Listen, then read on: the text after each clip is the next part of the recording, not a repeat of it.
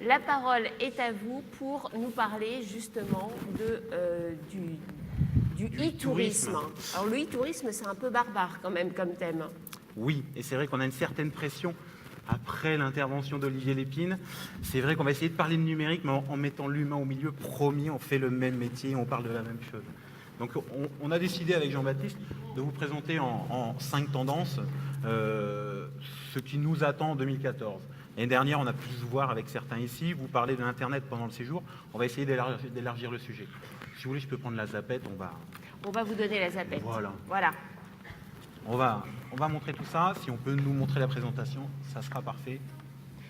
C'est vous qui la lancez, Pierre, la Voilà, présentation grâce à la zapette. C'est le principe. Vous appuyez dessus, les slides passent. Ce qui nous intéresse, c'est de voir que oui, faire trop de numérique, souffrir d'obésité numérique, et d'obésité, moi je sais de quoi te parle, c'est pas ce qu'il faut dans la vie.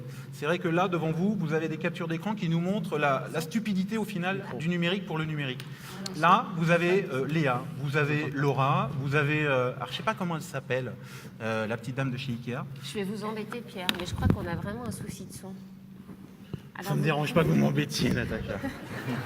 Il est gentil, il est gentil. J'ai fait exprès. Ça marche, hein. Mais vous n'êtes pas le premier à me faire le coup. Mais bon, à chaque fois, quand même, le professionnalisme prône dessus. Moi aussi. Je m'approche malgré tout. Allez, c'est à vous. Allez. En fait, vous ne ressemblez pas du tout à Madame Ikea. En fait, vous êtes humaine et Madame Ikea, pas du tout. Les captures d'écran que vous avez devant vous sont tous des services de relations clients, soi-disant, de relations clients de grands groupes. En fait, ces gens-là n'existent pas, on est dans le virtuel absolu. Vous posez une question à un moteur de recherche, vous n'avez pas un humain derrière. Et moi, celui que j'adore, je vous présente Joki. Joki, c'est l'interlocuteur que vous avez quand vous allez sur le site du PMU. Alors Natacha, je ne vous raconte pas ma vie privée au quotidien, je ne vais pas tous les jours sur le site du PMU. Mais moi aussi, vous savez, parce que je travaille aussi pour la chaîne Equidia, alors je connais bien Joki. Vous parliez Joki, alors moi ce qui m'impressionne chez Joki, c'est pas sa compétence dans la relation client, c'est plus son pantalon. Mais on n'a que des gens en face de nous. Ça vous irait à merveille, Pierre, je sens. Allez, promis ce soir. Et là, vous avez pris une promesse devant 600 personnes. Hein. Alors là, on peut l'assumer sans problème. Là, tu t'es lâché quand même. Il y a des filles, la transition. Il y a des filles. Non, la fuite en avant aussi des outils, c'est sur les lieux d'accueil. Là, on est concrètement sur un lieu que tout le monde connaît, ou pas tout le monde justement, sur le lodge d'une compagnie française aérienne très connue, et où on va retrouver une quinzaine d'iPads mis à disposition sur l'espace business.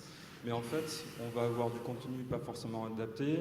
J'ai 15 iPads, mais je suis en classe business et généralement j'ai une clientèle qui est déjà équipée de sa propre tablette, de son smartphone et qui va vouloir regarder, prendre un verre, prendre un café, regarder les journaux qui sont mis à disposition. Et donc là, un suréquipement en fait pour pas forcément avoir l'usage derrière. Et c'est vrai qu'on constate quelque chose, c'est que aujourd'hui, la fin de la fuite en avant, c'est aussi un taux d'équipement qui est assez impressionnant. Et miser sur un équipement comme celui-ci n'est plus pertinent aujourd'hui. Je viens avec ma tablette, je viens dans un lounge Air France avec mon ordinateur. En fait, je vais chercher beaucoup plus une prise de courant, au final, pour recharger mon outil, qu'une tablette qui va plus m'embêter parce que moi, je ne vais pas pouvoir poser mon matériel. Et au final, on regarde la seule personne sur cette photo. Cette photo, elle a 15 jours, elle est toute récente. Hein. La seule personne, c'est la personne qui est en charge de l'entretien. Donc, elle doit un peu s'ennuyer avec ses tablettes. Puis c'est pas un problème de génération. Ah non. C'est vrai que là, on vous parle rapidement, hein, je sais pas, certains vont se reconnaître, d'autres bientôt, d'autres un peu plus loin. Cette cible marketing du silver surfer, le surfeur d'argent. Alors je vous laisse imaginer pourquoi on parle d'argent, la couleur des cheveux. C'est vrai qu'il ne faut surtout pas sous-estimer l'impact du numérique sur une clientèle de... Alors je suis désolé, le silver surfer commence à 55 ans, je suis désolé. C'est vrai que je dois revoir les notions de marketing. Mais cette cible-là a du temps, alors plus on monte, hein, a du temps, et de plus en plus sensible au numérique, et l'emporte de plus en plus avec elle dans sa valise aussi. Donc il ne faut surtout pas croire que le numérique est une affaire que de jeunes et d'ados. Service d'instantanéité aussi. Là, service client. On aime bien cette photo. Cette photo, tiens, elle a été... Il va falloir nous l'expliquer un petit peu quand même, cette photo. Alors, en bon anglais, ça veut dire « Nous avons attendu 30 minutes et il n'y a eu aucun service ». On est passé, alors on a une mauvaise nouvelle pour vous. C'est fait avec quoi ça? On dirait du ketchup, Alors, écoutez, non? c'est une superbe charte graphique à base de ketchup et de moutarde. C'est ça. Salade tomate oignon. Donc s'il y a des graphistes dans la salle, lâchez les palettes graphiques et faites du ketchup et de la moutarde. C'est quand même hyper joli. Ça veut dire quoi? Ça veut dire que la mauvaise nouvelle pour vous dans la salle, c'est qu'on est passé d'une ère de la réactivité, où on vous demandait, depuis des années avec ce numérique, de répondre vite à un email. On est passé de cette ère-là à l'ère de l'instantanéité. C'est une très mauvaise nouvelle parce qu'il va falloir encore plus être derrière, désolé, ces outils, parce qu'on a de plus en plus de clients qui vont utiliser ces outils pour être non plus envoyer un mail. En fait, quand j'envoie un mail, je veux un téléphone écrit. Je veux l'instantanéité du téléphone. Donc c'est pour ça qu'on a sans doute d'autres outils à mettre en place. On va vous les présenter. On est clairement dans la relation clientèle. Alors, le click-to-call, Alors désolé pour le terme. ça allait pour toi. Le mail, on en reparlera un peu plus tard. Le click to call en français, il y a 15 jours on était à Montréal et il a fallu l'exprimer en français. Et en fait c'est laisse-moi ton numéro, je te rappelle de manière instantanée. C'est pas une innovation absolue, ça existe depuis un moment, mais de plus en plus les gens partent du principe qu'ils ne vont pas travailler. Ça demande un effort de trouver votre numéro de téléphone en général sur votre site internet, il est caché alors que ça devrait être un premier élément le plus important en haut de votre site internet. Aujourd'hui on a des outils qui permettent, voilà, très simplement de rappeler le client quand on est derrière son outil. Autre outil intéressant, le chat en ligne. On a vu en introduction justement de cette intervention, Pierre nous proposait justement le Lara, le Jockey, le Clara des PMU, Ikea, etc. Là, l'idée du chat en ligne, c'est vraiment avoir une petite bulle qui apparaît sur le site, sachant qu'un client regarde à peu près 25-30 sites différents quand il est en phase de préparation de séjour. Et c'est un moment, dans l'instantanéité du relationnel clientèle, je vais pouvoir directement interagir avec le propriétaire, avec le gérant d'une activité de loisir et lui poser directement, sans ouvrir sa boîte mail, sans prendre son téléphone, lui poser une question directe. Ça demande un peu d'organisation. Oui, parce que sinon, quand même, le gérant d'hôtel ou de chambre d'hôte, il passe sa vie derrière son ordinateur. Il accueille plus ses clients. Là, je reviens à la notion de Biarritz où il faut mettre un peu d'humain dans tout ça. En fait, ces outils-là n'apportent aucune contrainte supplémentaire, je vais provoquer un peu, par rapport au téléphone aujourd'hui. C'est-à-dire que si j'appelle un hôtel... C'est quand même une contrainte majeure dans nos vies, le téléphone aujourd'hui. Et pour un professionnel, si je laisse 30 minutes sonner mon téléphone, c'est comme si je n'étais pas derrière mon chat. Au final, c'est un outil de plus mis à disposition d'une relation client. Et en général, dans un hôtel, j'ai un réceptionniste. Alors c'est vrai que sur une chambre d'hôte, le défi sera plus intéressant à mettre en place. Est-ce pertinent ou pas? On ne va surtout pas vous dire de tout mettre en place. Un élément pour vous convaincre, on vous a montré sur la première diapo Léa de Voyage SNCF. Eh bien, depuis 2 mois, Voyage SNCF a mis de côté Léa et a mis de vraies personnes, de vrais humains sur un vrai chat où je converse avec un expert du métier. Ça change tout dans la relation. Aujourd'hui, la fuite en avant technologique est terminée, on densifie les services humains. Voilà un peu l'idée qui est derrière. Et c'est surtout, pour ne pas prendre peur par rapport à ces outils un peu en ligne, c'est qu'on est maître. On y est quand nous le souhaitons. C'est pas ouvert tout le temps, c'est vraiment quand nous, on est dessus. Alors, il y a un autre élément, on peut parler des réseaux sociaux, on pourrait faire 28 heures de conférences sur les réseaux sociaux aujourd'hui, pour du bien, pour du moins bien. Je crois que les réseaux sociaux sont intéressants pour nous en tant que professionnels du tourisme, pour faire la promotion, pour faire la commercialisation de nos produits, pourquoi pas. Nous, on le voit d'une autre manière. Vous devez constater aussi, si vous avez une page Facebook, que vous avez de plus en plus de gens qui vont aller poser la question, une question pratique. Bonjour, est-ce qu'il y a un lit bébé dans cette location? Au lieu de vous envoyer un mail, ils vont aller sur la page Facebook parce qu'ils sont... Est-ce qu'il y a un quoi, Pierre? Pardon? Un lit bébé. Un lit bébé, d'accord. Petit non, truc, mais j'ai cru que c'était encore une abréviation en anglais. Yeah, mais non, en fait, yeah, je suis allée chercher beaucoup trop loin. It's a bed for little children. Et puis le roi du roi quand même dans la relation clientèle, cette fameuse relation par l'email.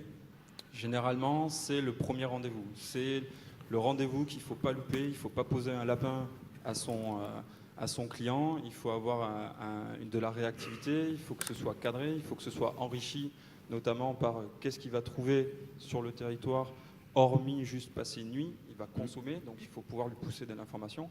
Et puis, c'est surtout aussi, au-delà de le remercier pour lui dire merci de venir donner un peu d'argent dans ma structure, je vais après lui rappeler quelques jours avant, n'oubliez pas, vous venez, voilà comment on va venir chez nous, voilà la météo qui est prévue. Et puis, une semaine après qu'il soit venu, on va aller encore plus loin dans la relation clientèle et on va lui dire, vous avez aimé? Vous n'avez pas aimé? Dites-le pour partager aux autres clients et on va être sur la notion des avis en ligne. Alors on a une illustration à vous montrer pour ça. On va la faire très simple. L'idée n'est pas de faire une formation ici. Vous avez des animateurs numériques sur votre territoire. Vous avez la chance d'en avoir. Vous verrez ce genre d'éléments avec eux. Mais une illustration. Aujourd'hui, quand vous répondez à mon fameux LIBB, vous me faites une réponse que moi j'appelle une réponse sécurité sociale. C'est-à-dire que je pose une question à la sécurité sociale. Aujourd'hui, elle va me répondre sur ce point-là et c'est très bien. Nous, on est des professionnels du tourisme, on est des commerciaux. On parlait tout à l'heure d'accueil, mais aussi de rentabilité. Tant qu'à faire, autant générer du chiffre d'affaires sur une destination. Quand on répond à un email, par exemple pour mon fameux LIBB, si moi je me limite à ça, c'est déjà très bien, c'est poli. Mais si j'utilise des emplacements pertinents dans mon email pour dire « Ah, vous venez LIBB », c'est-à-dire que vous venez avec des enfants, vous savez que le bassin d'Arcachon, il y a des randos poussettes ou voilà tel produit pour la famille. Vous devez pousser de l'argumentaire dès le premier contact par mail avec votre client, avec votre prospect qui n'est pas encore votre client. Donc c'est vrai que à partir de ça, nous on le voit beaucoup plus comme ça. Imaginez, hein, c'est un montage avec un email et sur le côté, on pourrait dire contactez nos concierges, nos experts de la destination. Vous êtes sûr que vous allez ailleurs? Parce que moi je vous assure, avec les 10 photos que je vais vous montrer dans ce mail, vous n'irez pas ailleurs. Et le professionnel que vous êtes dans la salle a besoin du promoteur de destination que sont les offices de tourisme et le CIBA. Et travailler ensemble sur ce type de contenu est pour nous très important et très pertinent aujourd'hui. Et là, je crois que l'humain est au cœur de tout ça. On passe vite là-dessus, l'idée n'est pas de faire une formation. Tout à l'heure, je disais le mail était sûrement le premier rendez-vous. Là, c'est en gros, on vient avec des fleurs, quoi. On a un premier rendez-vous et on vient avec des fleurs. On propose encore plus. Avec des fleurs du bassin. Avec les fleurs du bassin en plus. Gros challenge aussi, et c'est presque, on peut dire, une faute professionnelle de Pliget, c'est les avis clientèle. Parce que même si on n'y est pas, les clients y sont. Et quand même, pour réussir à créer du chiffre, c'est être présent où sont les clients. Et là, on a fait une petite capture d'écran. C'est accessible à tous. On est sur le cas d'une chambre d'hôte avec juste 2 chambres et où il y a vraiment une fidélisation, une relation clientèle et du chiffre d'affaires généré par cette relation créée sur les avis en ligne.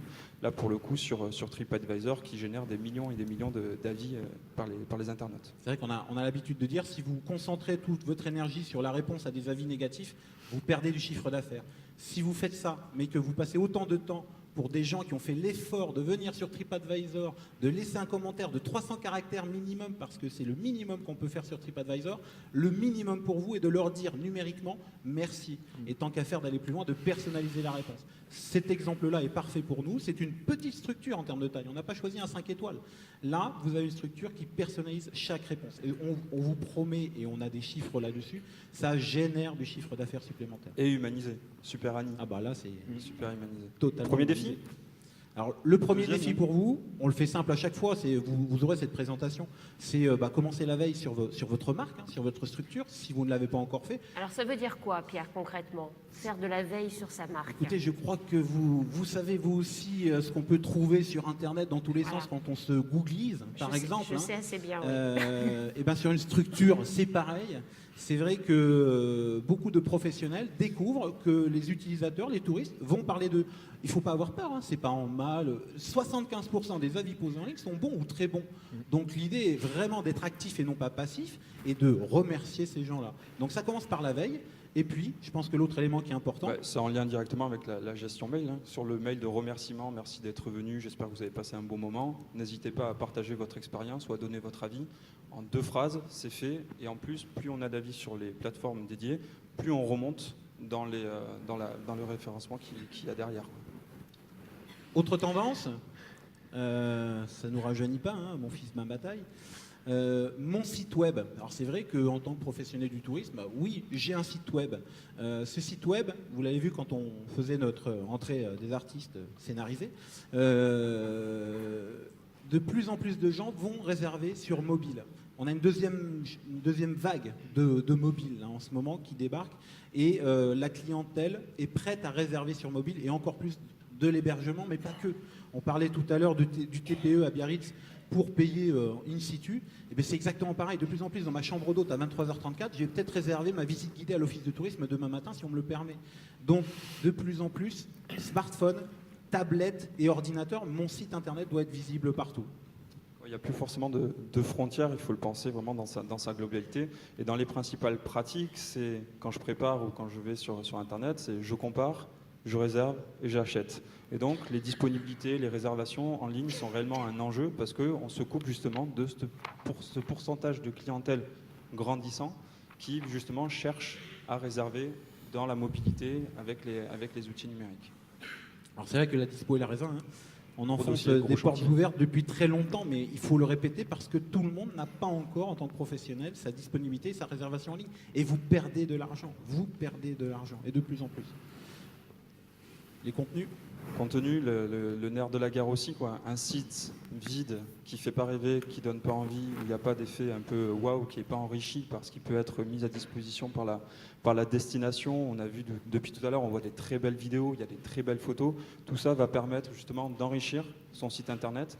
Au-delà de dire les heures, les tarifs, ce qu'on peut faire, je vais avoir à côté qu'est-ce que je peux faire autour de moi, qu'est-ce que je peux consommer et avoir cet esprit un peu bassin pour le coup ici, le côté destination. Justement, par rapport à la qualité des contenus éditoriaux, effectivement, Jean-Baptiste, c'est bien de le repréciser. Le CIBA met à la disposition des professionnels sur son portail touristique bassin-arcachon.com un espace pro où les professionnels peuvent télécharger gratuitement ou faire des liens directs sur l'ensemble des contenus que le CIBA et les offices de tourisme mettent à leur disposition. Donc, notre difficulté aujourd'hui au CIBA, elle n'est pas de faire des outils ou des supports. Ça, ce n'est pas le plus difficile. Le plus difficile de notre métier aujourd'hui, c'est de faire savoir ce que l'on fait pour les professionnels. Donc, il y a un espace qui vous est dédié sur le site Internet et vous allez piocher en fonction de vos besoins et ça va venir vraiment donner du contenu. Et c'est vraiment notre bataille aujourd'hui, elle est vraiment sur ce volet. C'est utiliser les contenus que l'on met gratuitement à votre disposition. Voilà, c'était un message que je souhaitais souligner parce que c'est vraiment le plus difficile pour nous. Non, mais ce que ça montre bien aussi, c'est la complémentarité entre ce qu'on a discuté toute la première partie de la matinée. J'ai un client sur 10 qui vient à l'office de tourisme, il va falloir que je sorte de l'office de tourisme pour proposer des contenus, pour vendre, etc.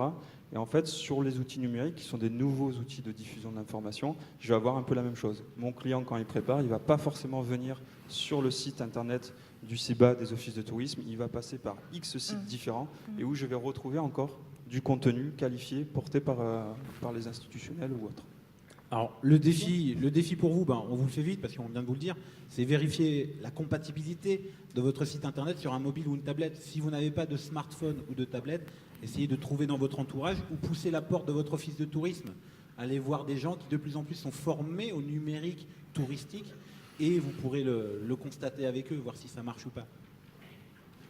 Optimiser la commercialisation, on ne va pas forcément y revenir parce qu'on peut là aussi faire une conférence de 2 jours. Isabelle a conclu le troisième défi, qui est un défi national, et plus que national. Vraiment. On ne vous a pas dit, mais le défi, c'est pour demain soir. On va vérifier, on a checké toutes les adresses mail et on va voir si tout le monde a bien contrôlé pour récupérer les devoirs de vacances. Donc notez bien, il y a quelques éléments à faire. Enfin, à une condition. Si ce soir, on vient en pantalon. Pierre met son pantalon de jockey quand même, parce que ça, on n'a pas oublié. On est sur la même longueur d'onde, Natacha, j'allais le dire. Je mets mon jockey. Et je l'ai commandé en ligne sur mon smartphone, ça marche super bien. Enfin, vous ne voyez pas derrière, mais... On a une surprise pour vous. Une première étape, incontournable, fameuse Google Plus local, le BABA pour être visible sur Internet. Un mot barbare peut-être, un Google Plus local, c'est quoi?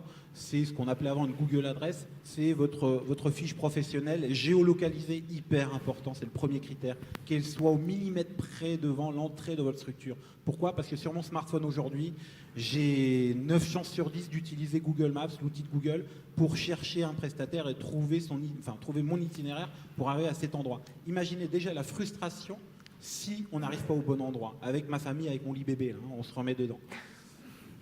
Et on la crée facilement, cette adresse plus, Alors, cette adresse je Google serais Plus tenté de locale, dire pardon. on la crée, et on la crée encore plus facilement avec mon office de tourisme pas loin.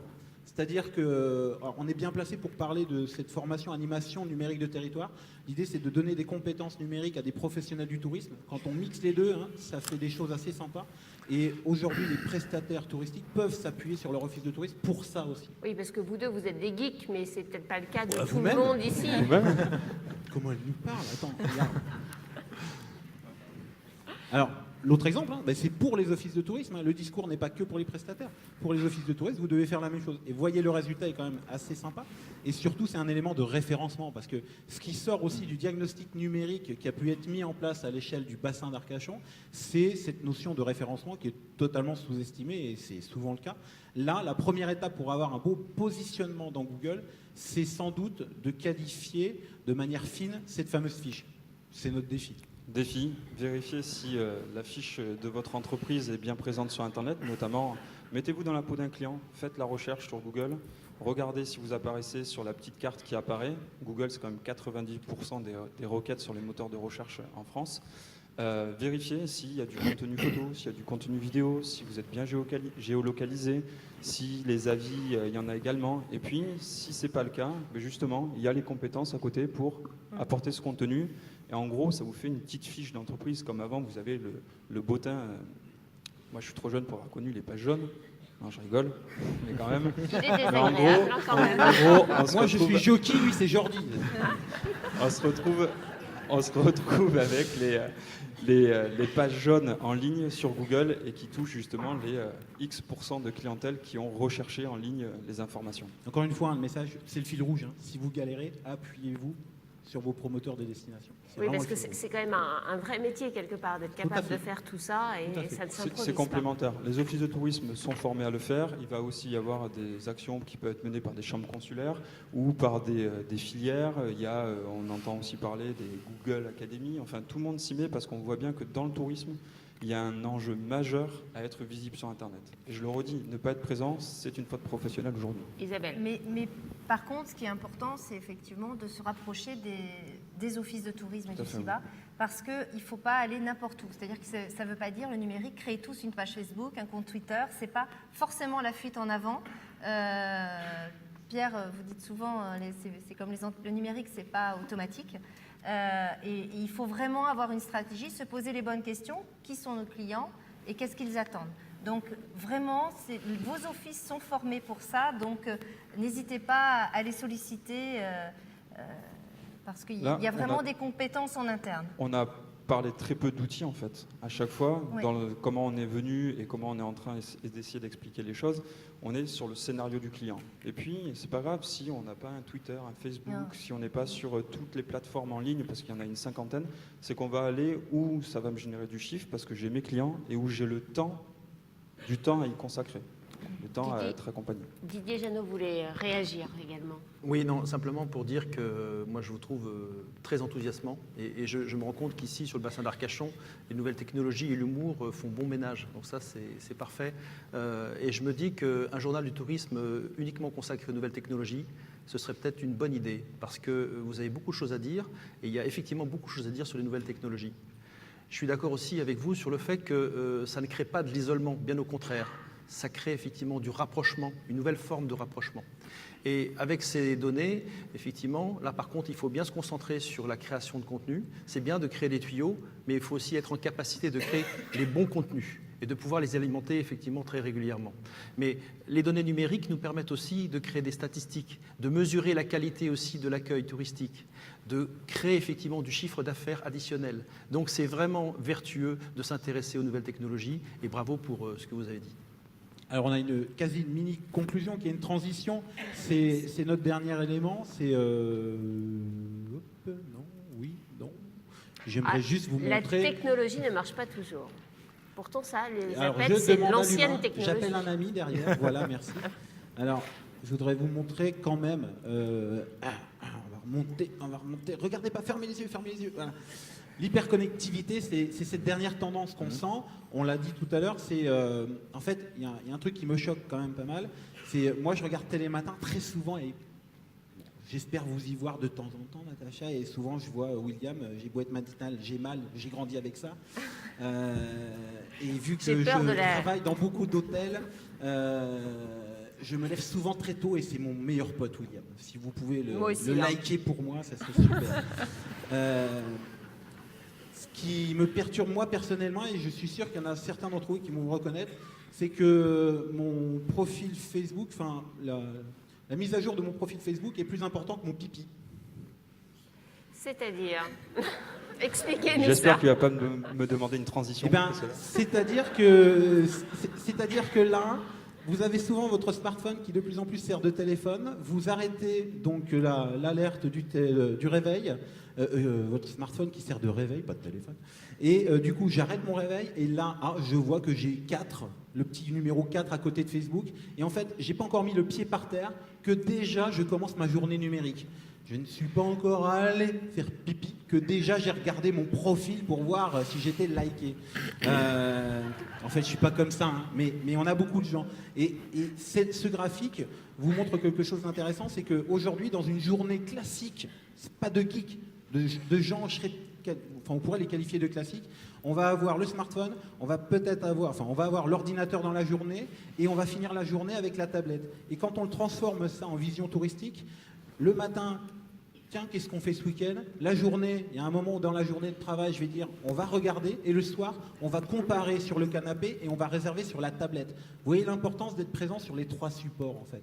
Et cette hyperconnectivité, elle marche aussi quand on est en vacances. Et je crois qu'on a des éléments intéressants dont on va parler juste après. C'est cette notion de Wi-Fi gratuit, on insiste vraiment là-dessus, et de l'électricité. Vous nous dites qu'est-ce que l'électricité vient faire là-dedans?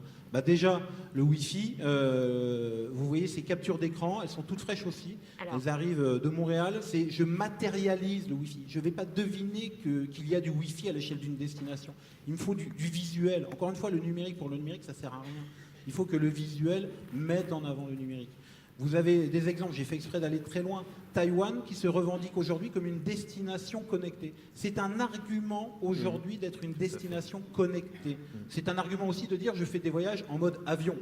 Mais on a encore plus de gens qui cherchent le Wi-Fi, plus que certains qui veulent faire une désintox numérique. Pierre, il faudrait que l'on se connecte maintenant avec votre prochain invité.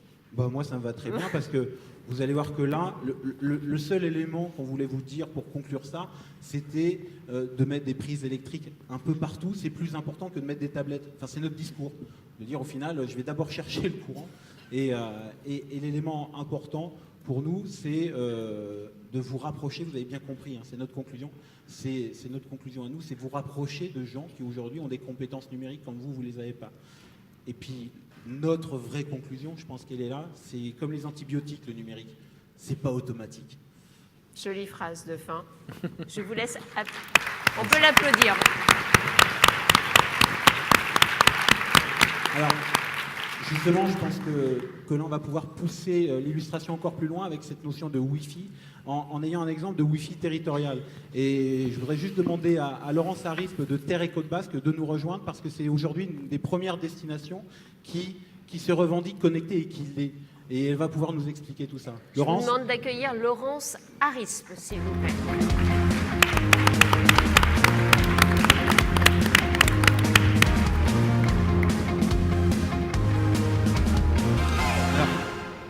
Bonjour Laurence. Bonjour à tous.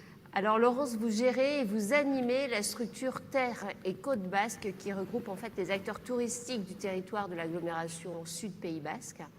Vous avez développé ce que Pierre a appelé le Wi-Fi territorial. C'est un peu barbare comme dénomination, il va falloir nous expliquer tout ça. Si Pierre, je vous assure. Alors donc, je vais vous donner une définition du Wi-Fi territorial pour notre territoire.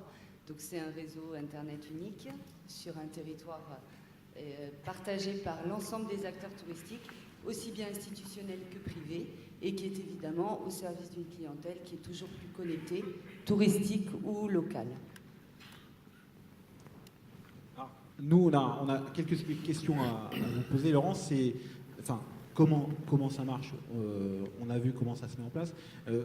Comment vous avez réussi, au final, à mettre ça en place? Parce que j'imagine qu'il y a beaucoup d'interlocuteurs, publics, privés. Le Wi-Fi, on le met où aussi? Enfin, voilà, toutes ces questions vont nous intéresser et j'imagine que le combien ça coûte va nous intéresser aussi. Est-ce qu'on peut avoir une vision globale de ça aujourd'hui? Alors, nous, on a débuté notre réflexion au cours du deuxième trimestre 2011, dans le cadre d'un programme local de formation interfilière, ce qui nous a permis de réfléchir à cette notion de Wi-Fi territorial, à la fois avec les offices de tourisme et les professionnels du territoire.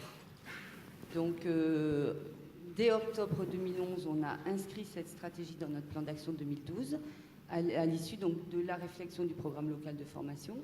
et à l'issue de la veille qui a été réalisée par nos animateurs numériques de territoire, puisqu'en fait, nos clients et vos clients souhaitent rester connectés pendant leur séjour. Ils exigent d'avoir les mêmes services que dans leur quotidien. Et donc, il est nécessaire maintenant pour nos territoires de leur offrir ce service. Le Wi-Fi est devenu un atout supplémentaire pour nos destinations et pour les professionnels. Et on le voit dans les dernières études de TripAdvisor notamment, que c'est la deuxième source d'insatisfaction de la clientèle après la literie. Donc pour mettre en place cette stratégie, on a débuté par un diagnostic de positionnement à l'échelle du territoire de nos 12 communes. Donc l'avantage de travailler tous ensemble était que les communes ne sont pas toutes équipées du même nombre de hotspots Wi-Fi, puisque les communes les plus touristiques telles que Saint-Jean-d'Uz et Hendaye ont plus de hotspots que des plus petites communes, puisqu'on s'est basé sur nos flux touristiques. Et le prérequis territorial était donc de créer un maillage à l'échelle de notre destination. L'avantage aussi du début d'une réflexion en 2012, c'est qu'on avait une seule société qui proposait cette fonctionnalité, donc la société de ISR. Cette fonctionnalité qui était que le client se connecte une première fois en mettant son adresse email et en validant les conditions générales d'utilisation. Et puis ensuite, tout au long du séjour, l'appareil qui a été connecté la première fois reconnaît automatiquement le réseau Wi-Fi sur l'ensemble du territoire et se reconnecte. Donc le Wi-Fi est évidemment gratuit, accessible 24/24 en illimité. Donc on a programmé le déploiement sur 2 ans, avec la première année, donc en 2012, une douzaine d'hotspots. Donc les offices de tourisme ont été les premiers équipés. On a équipé aussi 2 sites touristiques à forte affluence. C'était des sites touristiques gérés par les offices de tourisme ou des structures privées? Alors les sites touristiques, on avait un site en privé, le site du Petit Train de la Rune.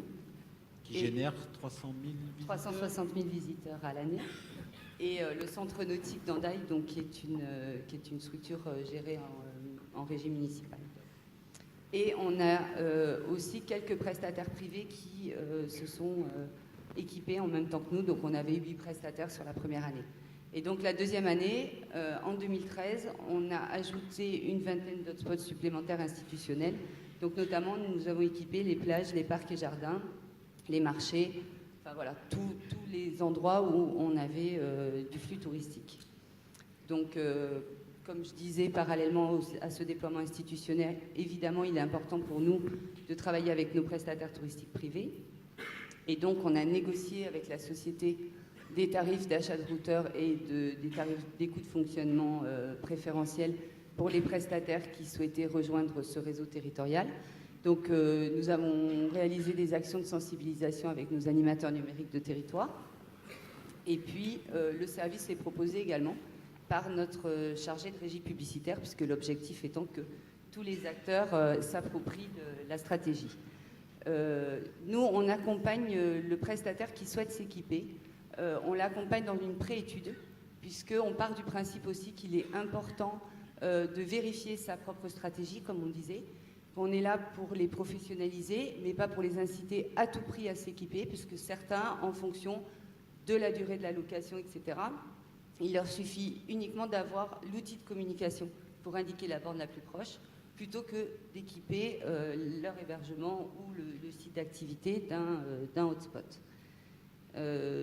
Donc à ce jour, on a environ 50 points d'accès Wi-Fi gratuits sur le territoire. Donc à moitié institutionnel, moitié prestataire privé. Cette stratégie qui a été initiée sur le territoire de Terre et Côte Basque s'est élargie au territoire de destination Côte Basque, puisque les offices de tourisme de Bidart et Anglette se sont également équipés de la solution, et donc on a appelé notre réseau Côte Basque. Et Bayonne est en cours de réflexion, on a l'aéroport également, on a l'office de tourisme de Biarritz. L'aéroport est sans doute un point important, c'est un point d'arrivée des touristes et c'est quand même le meilleur moment pour leur proposer un accueil qui soit humain, qui soit sur du papier ou qui soit en version numérique.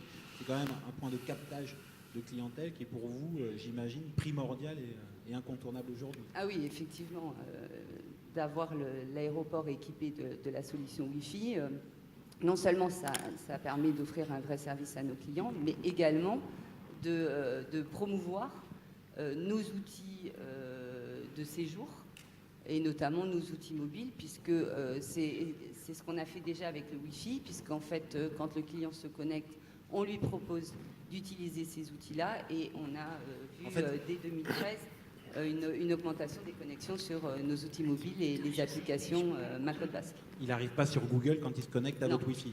C'est ça aussi la stratégie. Il arrive sur nos outils, c'est la stratégie, effectivement. Alors, juste un point, Laurence. Sur le modèle de nos amis basques, les élus du CIBA ont souhaité que l'on enclenche une stratégie aussi, un déploiement de Wi-Fi territorial à l'échelle de nos 10 communes du bassin d'Arcachon. Donc cette année, on espère sur le printemps qu'une vingtaine de hotspots seront disposés sur des points stratégiques que les communes ont définis. Donc on est dans les prémices, hein, on espère, on va déployer également, tout comme vous, sur 2 ou 3 ans.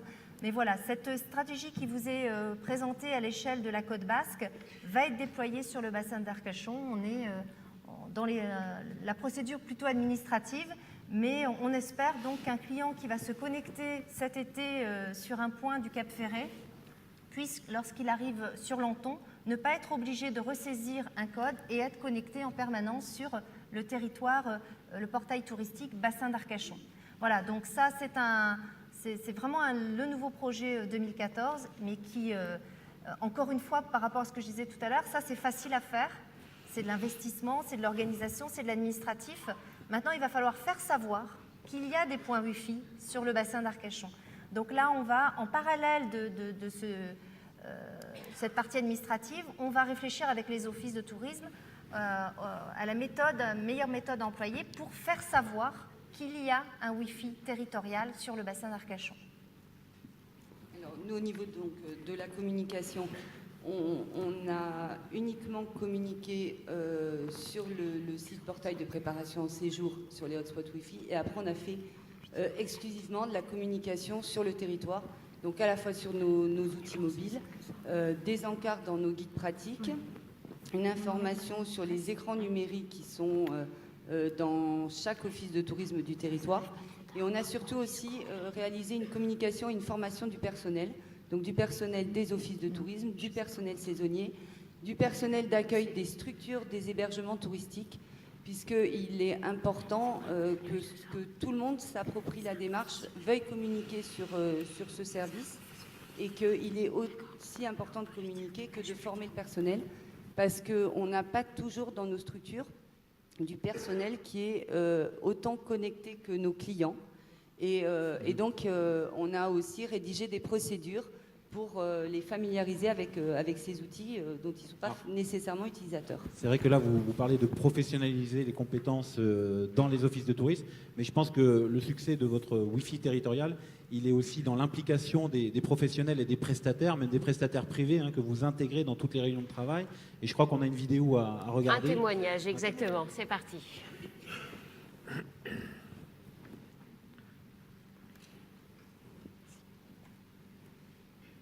Après avoir développé avec ses partenaires de la Côte Basque un site web mobile et une application pour smartphone, elle a décidé de déployer à l'échelle de son territoire des hotspots Wi-Fi permettant aux touristes de se connecter facilement, gratuitement et sans surfacturation à Internet. À ce jour, 25 points Wi-Fi publics ont été installés sur l'ensemble du territoire, faisant du Sud Pays Basque une référence en la matière. Les prestataires touristiques privés peuvent aussi adhérer à cette politique territoriale. J'ai toute une partie Wi-Fi, si vous voulez, pour ces gens-là qui viennent pour visiter ou pour faire un atelier de confection du gâteau basque. Et après, dans la vieille maison et dans la structure qui me permet d'accueillir une centaine de personnes, là aussi j'ai une couverture Wi-Fi. On a des mensualisations qui sont étudiées. Et là, il y a une synergie, si vous voulez, et surtout, c'est mutualisé et ça nous permet d'obtenir ces formules à un prix vraiment bas et efficace.